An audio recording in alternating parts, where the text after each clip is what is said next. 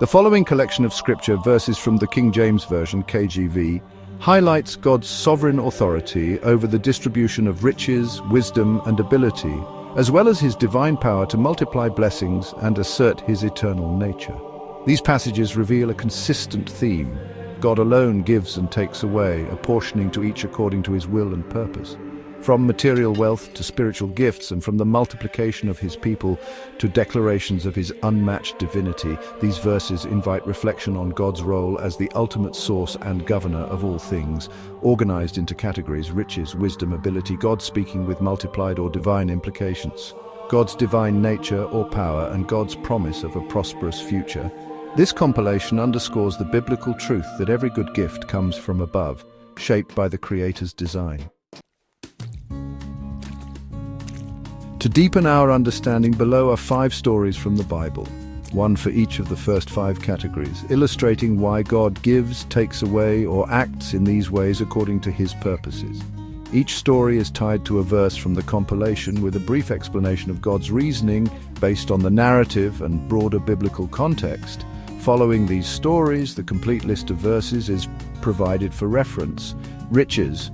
The story of Job, Job chapter 1, verses 1 to 22, and Job chapter 42, verses 10 to 17, verse reference Job chapter 1, verse 21, and said, "Naked came I out of my mother's womb, and naked shall I return thither. The Lord gave, and the Lord hath taken away. Blessed be the name of the Lord." Stories. Summary: Job was a wealthy, righteous man with vast riches, flocks, herds, servants, and a large family. God allowed Satan to test Job's faith by stripping away his wealth, health, and children. Despite his losses, Job praised God, acknowledging his sovereignty. After enduring this trial, God restored Job's fortunes twofold, giving him greater riches than before. Why God does this? God gives and takes away riches to test and refine faith, demonstrate his authority over all creation, and ultimately bless those who remain faithful. Job's story shows that material wealth is a tool in God's hands to reveal human dependence on him and his power to redeem suffering. Wisdom. Solomon's request for wisdom. 1 Kings chapter 3, verses 5 to 14. Verse reference to Proverbs chapter 2, verses 6 to 7. "For the Lord giveth wisdom, out of his mouth cometh knowledge and understanding. He layeth up sound wisdom for the righteous. He is a buckler to them that walk uprightly." Story summary. When Solomon became king, God appeared to him in a dream and offered to grant any request. Instead of asking for riches or long life, Solomon humbly requested wisdom to govern God's people justly. Pleased with his selfless choice, God granted him unparalleled wisdom and added riches and honor as well. Why God does this? God gives wisdom to those who seek it with a heart aligned to his purposes, as it equips them to fulfill his will. Solomon's wisdom glorified God by enabling righteous leadership, showing that God values understanding over selfish gain and rewards those who prioritize his kingdom. Ability. Bezalel and the tabernacle. Exodus chapter 31, verses 1 to 11. Verse reference Exodus chapter 31, verses 3 to 6. "And I have filled him with the Spirit of God, in wisdom and in understanding and in knowledge and in all manner of workmanship, to devise cunning works, to work in gold and in silver and in brass." Story summary. God chose Bezalel, a craftsman from the tribe of Judah, to lead the construction of the tabernacle, filling him with the Spirit and extraordinary skills in metalwork, stonework, and woodworking. Alongside Oholiab and other skilled workers, Bezalel's abilities were divinely bestowed to create a sacred space for God's presence among Israel. Why God does this? God grants abilities to accomplish his specific plans, such as building a place of worship, revealing his glory through human hands. Bezalel's story demonstrates that God equips individuals with talents to serve his divine purpose and bring the community closer to him. Abraham's covenant, Genesis chapter 17, verses 1 to 8, "And I will make my covenant between me and thee, and will multiply thee exceedingly." God appeared to Abram, renamed Abraham at the age of 99, promising to make him the father of many nations. Despite Abraham and Sarah's old age and barrenness, God declared he would multiply Abraham's descendants exceedingly, fulfilling this through the birth of Isaac and the growth of Israel. God multiplies his people to fulfill his covenant promises. display his power over natural limitations, and establish a nation to bless the world. Abraham's multiplication reflects God's faithfulness and his desire to create a people set apart for his glory. Moses and the burning bush, Exodus chapter 3, verses 1 to 14. And God said unto Moses, I am that I am. And he said, Thus shalt thou say unto the children of Israel, I am hath sent me unto you. While tending sheep, Moses encountered God in a burning bush that did not consume itself. God revealed his name, I am that I am, commissioning Moses to lead Israel out of Egypt. Through this encounter and the subsequent plagues in Exodus, God demonstrated his eternal, self-existent nature and unmatched power. God asserts his divine nature to establish his authority, inspire awe, and assure his people of his presence and ability to deliver them. The I Am declaration underscores that God acts out of his unchanging essence, not human merit, to redeem and guide his chosen ones. These stories collectively illustrate that God's actions, whether giving riches, wisdom, ability, multiplication, or revealing his nature, are purposeful, often aimed at testing faith, fulfilling promises, equipping for service, or glorifying himself. The verses below provide the scriptural foundation for these themes, offering a broader view of God's sovereign hand at work, including his promise of a prosperous future rooted in his character. Riches. Proverbs chapter 22, verse 4. By humility and the fear of the Lord are riches and honor and life. 1 Samuel chapter 2, verses 7 and 8. The Lord maketh poor and maketh rich, he bringeth low and lifteth up. He raiseth up the poor out of the dust, and lifteth up the beggar from the dunghill, to set them among princes, and to make them inherit the throne of glory. For the pillars of the earth are the Lord's, and he hath set the world upon them. Ecclesiastes chapter 5, verse 19. Every man also to whom God hath given riches and wealth, and hath given him power to eat thereof, and to take his portion, and to rejoice in his labor, this is the gift of God. Deuteronomy chapter 8, verse 18.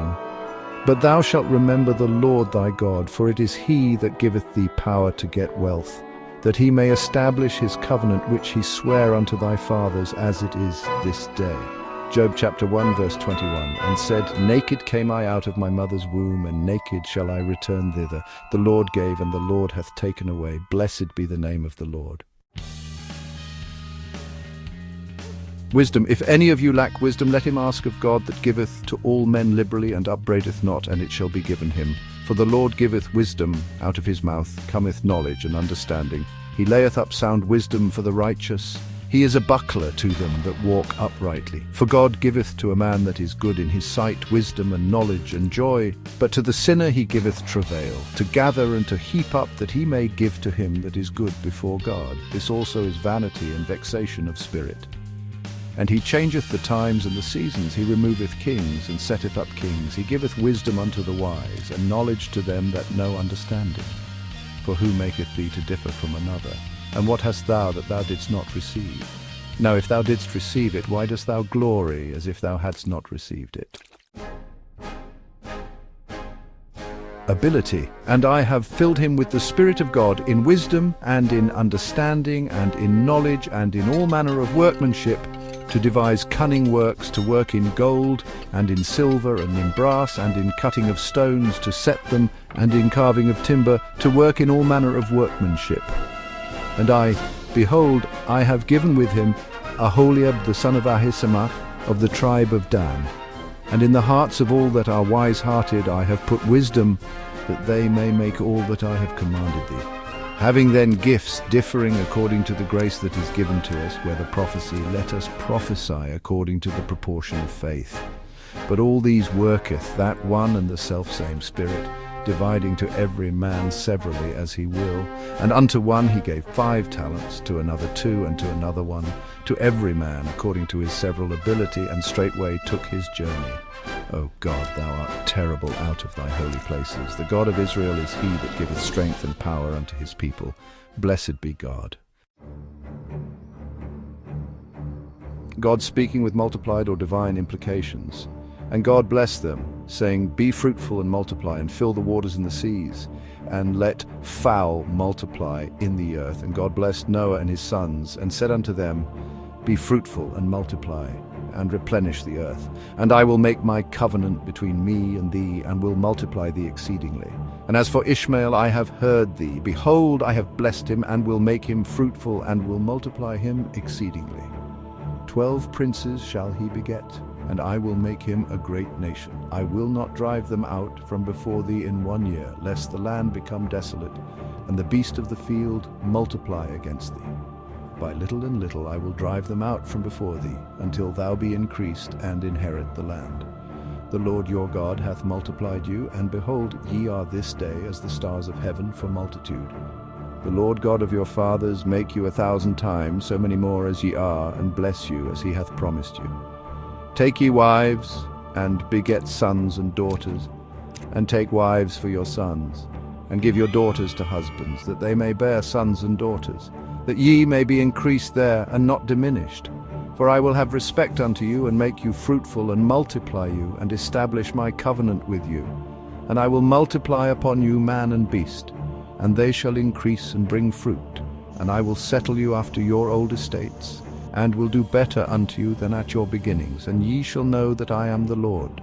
Moreover, I will make a covenant of peace with them. It shall be an everlasting covenant with them, and I will place them and multiply them, and will set my sanctuary in the midst of them forevermore.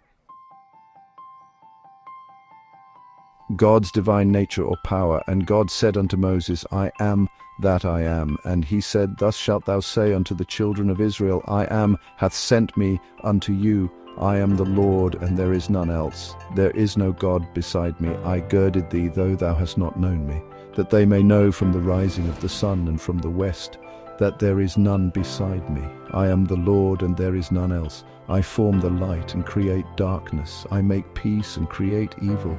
I, the Lord, do all these things. He that dwelleth in the secret place of the Most High shall abide under the shadow of the Almighty. I will say of the Lord, He is my refuge and my fortress. My God, in Him will I trust. God's promise of a prosperous future. For I know the thoughts that I think toward you, saith the Lord, thoughts of peace and not of evil, to give you an expected end. Many, O Lord my God, are thy wonderful works which thou hast done, and thy thoughts which are to us. Ward, they cannot be reckoned up in order unto thee. If I would declare and speak of them, they are more than can be numbered. For my thoughts are not your thoughts, neither are your ways my ways, saith the Lord. For as the heavens are higher than the earth, so are my ways higher than your ways, and my thoughts than your thoughts. And the Lord, He it is that doth go before thee. He will be with thee. He will not fail thee, neither forsake thee. Fear not, neither be dismayed.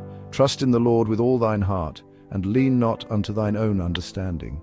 In all thy ways acknowledge Him, and He shall direct thy paths. And we know that all things work together for good to them that love God, to them who are the called according to His purpose.